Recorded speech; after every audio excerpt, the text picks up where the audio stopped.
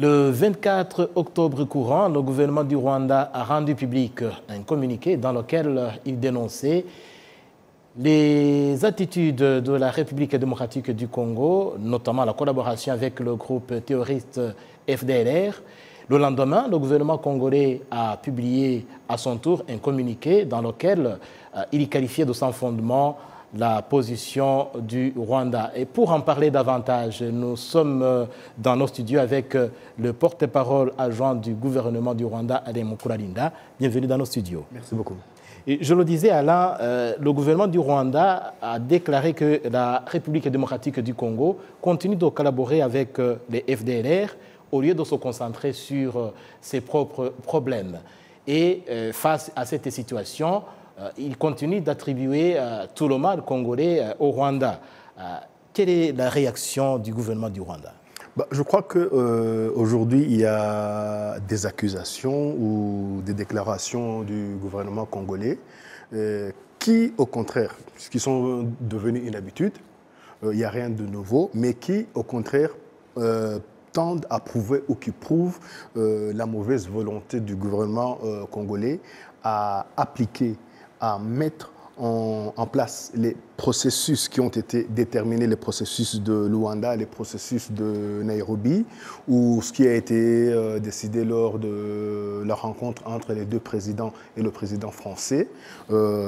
Ces processus ont déjà démontré que si on veut résoudre le problème qui se pose aujourd'hui, il faut combattre tous les groupes armés, toutes les milices qui combattent dans l'est du pays. Aujourd'hui, le gouvernement rwandais est toujours surpris de voir que l'un de ces groupes continue à collaborer avec les FARDC, l'armée congolaise, et aujourd'hui, le gouvernement congolais n'en parle pas, alors que le Rwanda a toujours posé ce problème. Au lieu d'en parler, il va toujours essayer de s'attaquer à un seul mouvement, alors qu'il y en a plus de 100 dans la région.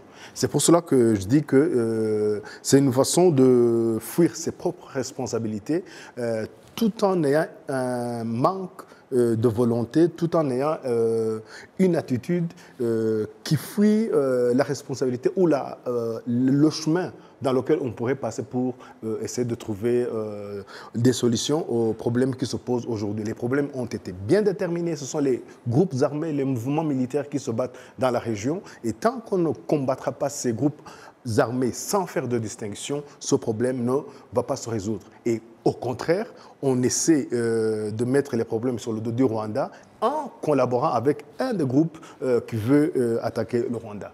Et justement, Alain Mukuralinda, on le voit à toutes les occasions des autorités congolaises, que ce soit le chef de l'État ou les autres membres du gouvernement, à toute occasion qui se présente, on accuse le Rwanda d'être à l'origine du mal congolais. D'après vous, qu'est-ce qui explique cette situation? Pourquoi penser toujours que tout le mal congolais vient du Rwanda?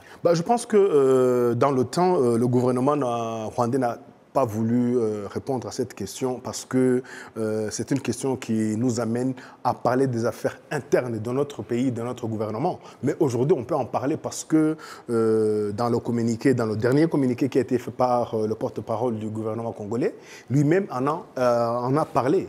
Aujourd'hui, à la fin de ce communiqué, il dit, je cite, qu'il prend à témoin la communauté internationale en affirmant que si la situation ne se stabilise pas dans l'Est du Congo, il n'y aura pas des élections.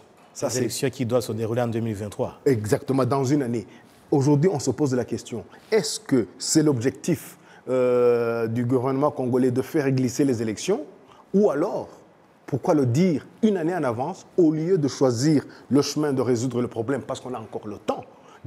Si on a 12 mois, 15 mois pour résoudre un problème qui pourra faire qu'il n'y ait pas des élections. Au lieu d'aller dans la voie de trouver des solutions, des voies qui ont été proposées, qui sont sur la place publique, qu'on devrait tout simplement appliquer, on commence à dire que non, si dans la région il n'y a pas la paix, il n'y aura pas les élections.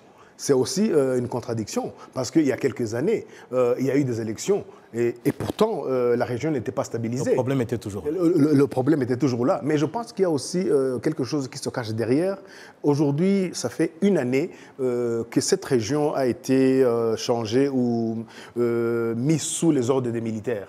Mais je pense que les autorités congolaises commencent à se poser des questions. Qu'est-ce qu'on va dire à notre population? Rien n'a changé. Rien n'a changé depuis une année. On a donné des armes, on a donné des moyens, on a changé les gouverneurs. Oui. Et je pense que aussi cela va être mis sur le dos du Rwanda. Donc aujourd'hui, on n'aimerait pas parler des problèmes internes de notre gouvernement, mais que comme eux-mêmes l'ont fait, l'ont mis sur la place publique, le Rwanda doit en parler, surtout que si on n'en parle pas, on dit que c'est nous qui sommes la cause. Oui.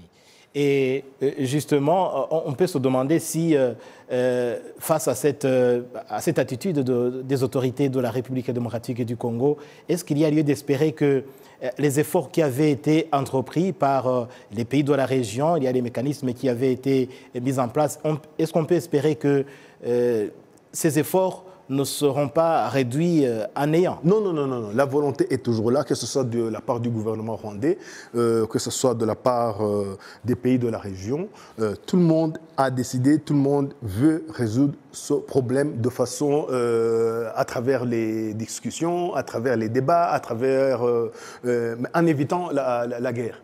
Donc cette volonté, elle est toujours là. Et je ne pense pas que c'est parce qu'aujourd'hui il y a des difficultés qu'on devrait perdre espoir ou laisser tomber. Parce que si on laisse tomber, ce sera encore pire. Et ce sera pire pour la population. Et ça, ce n'est pas quelque chose d'acceptable. Il faut toujours vouloir parler, discuter. Et le gouvernement rwandais a toujours pris cette décision qu'il allait faire tout ce qui est son possible, tout ce qu'il est capable de faire pour résoudre ce problème par la voie de la paix, par la voie de discussion. Oui. Et pour terminer, si le gouvernement congolais continue toujours de prendre le Rwanda comme un bouc émissaire de ses propres problèmes, et continue d'accuser le Rwanda, et finalement, qu'est-ce que le Rwanda va faire face à cette situation? Le Rwanda gardera toujours sa ligne de débat, de discussion. Les canaux seront toujours ouverts pour trouver des solutions à ce problème. Et j'espère qu'à certains moments, le gouvernement de la République congolaise, de la RDC, reviendra à la raison. C'est juste... On lui demande d'appliquer les processus, les décisions, les conventions qui ont été prises par les différents pays de la région. C'est la seule chose, c'est la seule solution, c'est le seul moyen de trouver une solution à ce problème. Mais il n'est pas question qu'on aille vers la guerre, mais le Rwanda continuera toujours de faire attention à ce que la sécurité de son territoire et la sécurité de son peuple soient toujours assurées. Le Rwanda reste engagé pour la paix. Le Rwanda reste engagé pour la paix. C'est d'ailleurs pourquoi, dernièrement, on a même parlé des Rwandais qui étaient attaqués, que ce soit des Rwandais qui vont au Congo, que ce soit des Congolais d'origine rwandaise ou que ce soit des Congolais rwandophones qui sont toujours agressés sur des attaques sur base de la haine raciale. Le Rwanda va toujours dénoncer cela. C'est bien que les autorités congolaises aient aussi dénoncé ces attaques, mais aujourd'hui, on aimerait aussi voir aller plus loin. Si des attaques se font pendant la journée, s'ils sont sur les réseaux sociaux, donc il y a moyen d'identifier les personnes qui le font. On aimerait qu'un jour aussi, on attende que voilà, quelqu'un a été poursuivi. On passe à des actions concrètes. À des actions concrètes. Sinon, les gens vont continuer à penser que voilà, vous ne faites que crier, vous ne faites que dénoncer, mais finalement, il n'y a pas d'action et cela va continuer à se faire. Oui. Alain Mukuralinda, merci d'avoir répondu à notre invitation. Merci de m'avoir invité. Je rappelle que vous êtes le porte-parole adjoint du gouvernement du Rwanda. Merci et bonne journée. Merci.